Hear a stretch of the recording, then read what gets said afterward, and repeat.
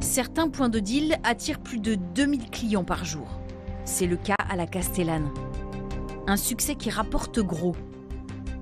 Une opération de police a permis de se rendre compte des gains générés. En janvier 2013, 28 personnes, des armes et plus de 100 kilos de drogue sont ainsi saisies. Mais une autre scène va marquer les esprits. Karine Sabourin dirigeait l'enquête. Les policiers envahissent la cité, les valises de billets valsent des fenêtres. Les trafiquants, avant d'être interpellés, jettent littéralement l'argent par les fenêtres. L'expression prend alors tout son sens. Mais les policiers parviennent à mettre la main sur ces valises.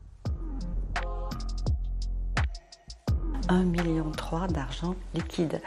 Les policiers m'appellent en me disant « on ne sait pas comment compter l'argent, on a les compteuses à billets des trafiquants, est-ce qu'on a le droit de les utiliser ?»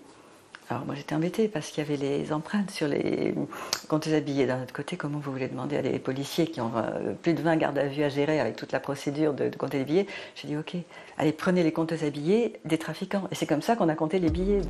Les enquêteurs vont saisir quelque chose d'encore plus rare. Des carnets de comptes. Le budget quotidien du réseau sous forme de centaines de feuilles volantes. Ces documents offrent une plongée inédite dans le fonctionnement du réseau. On voit la marchandise vendue au jour le jour. Ici, 21 plaques de 400 grammes pour 8 400 €. Ou la paye quotidienne des employés. 250 € pour un certain CV. Ou encore 300 € pour patates. Partant de ces centaines de feuilles volantes, le chercheur David Weinberger a pu extrapoler et recréer la comptabilité de l'entreprise sur une année complète. Les chiffres sont vertigineux. On avait vraiment quasiment 2 mois pleins où on pouvait identifier avec précision le volume de vente. Et donc on arrivait sur ces 80 jours à un volume qui était lié en chiffre d'affaires à 3,8 millions. Et donc, on l'a projeté sur une vente qui aurait duré une année pour avoir un chiffre d'affaires annuel. Et là, on est autour de 17 millions et demi de chiffre d'affaires par an. À la tête du réseau, cet homme, Nordine Achouri. Si les petites mains gagnent à peine le SMIC, lui menait la grande vie. Nordine Achouri, c'est quelqu'un d'assez extraordinaire. Il avait un cheval de course, il allait dans des hôtels à Monaco, il menait vraiment un grand train.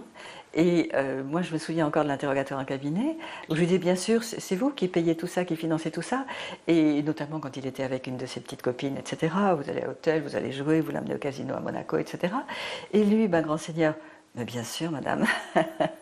Donc, si vous voulez, voilà, nous, il est tombé dans le dossier aussi à cause de son train de vie, à cause de son train de vie, et de son incapacité à nous dire, à mentir